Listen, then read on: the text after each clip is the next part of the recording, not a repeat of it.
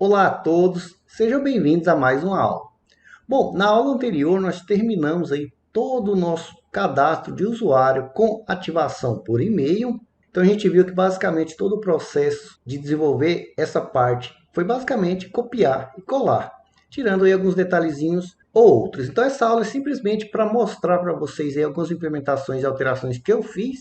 No entanto, não é nada que a gente já não tenha feito e que vocês não possam fazer, ou também depende muito de querer ou não.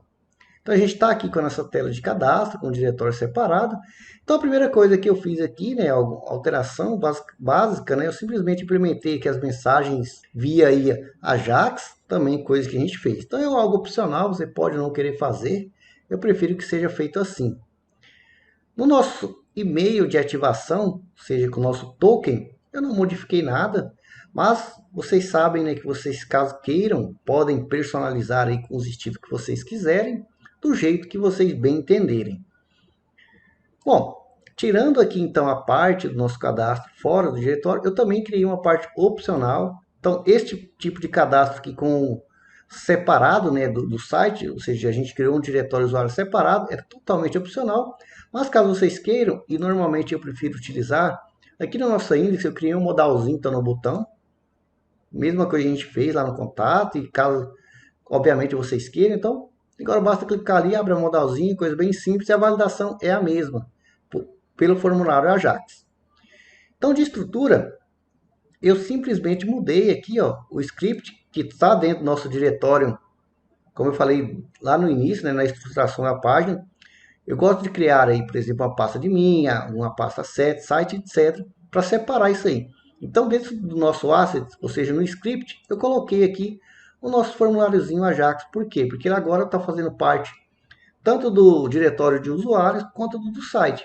Mas, obviamente, porque eu fiz a separação. Mas se você for utilizar somente um lugar, não faz sentido, né? Você separar. É melhor que você deixe naquele lugar lá. Então, no nosso script, onde tinha a busca anteriormente, eu simplesmente tirei do script e joguei no site .js aqui. Por quê? Porque a busca Ajax aqui eu só estou utilizando no site. Mas caso você vá utilizar aí, né, no seu back-end, lá no admin, então é melhor que deixe ali separado, ou como você preferir, né? Isso aqui é apenas sugestões. Outra coisa que eu fiz e gosto de fazer dentro dos meus sistemas, deixa eu abrir aqui, ó, aqui no site, eu gosto sempre de criar uma pasta chamada modals e outra formulários. Ah, mas por que isso?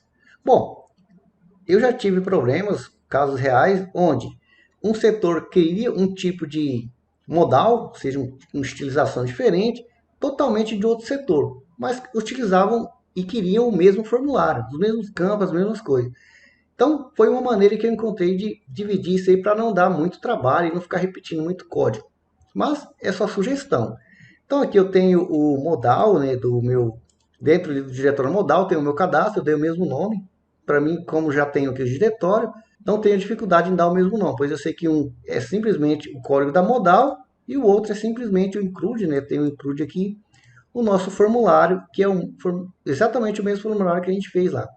Então, nenhuma novidade, só uma estruturação, uma dica, caso vocês queiram fazer, o modal, de várias formas. Então, aqui, se eu precisar mudar o modal aqui, eu simplesmente venho aqui, mudo a estrutura, não preciso nem tocar lá no formulário, né? Outra coisa que eu fiz também, deixei opcional, deixa eu voltar aqui ao nosso usuário controlador. Na nossa função aqui de cadastro, eu simplesmente adicionei aqui, ó, uma opção para deletar o usuário. É, obviamente, totalmente opcional, né? Nem todo mundo vai querer essa opção.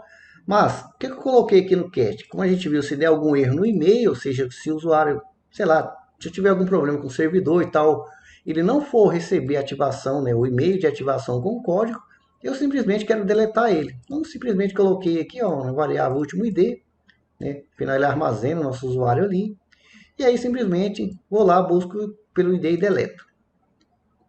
Essa funçãozinha último ID, eu reescrevi ela, escrevi fazendo a simples modificação nela aqui, ó. Neste módulo atual a gente não está mais utilizando, bom, eu não estou mais utilizando o último ID, fiz uma refatoração ali na nossa geração de slug, mas caso vocês tenham dúvida, eu tenha feito de outra forma, pode voltar na aula de slug, né? Próxima aula dela tem feito a refatoração do slug. Mas aqui era simplesmente mais um aqui, tá? Pegava último ID mais um para a gente montar o nosso slug. Então, eu simplesmente retirei essa parte para pegar realmente o último ID do usuário e então deletar ele aqui.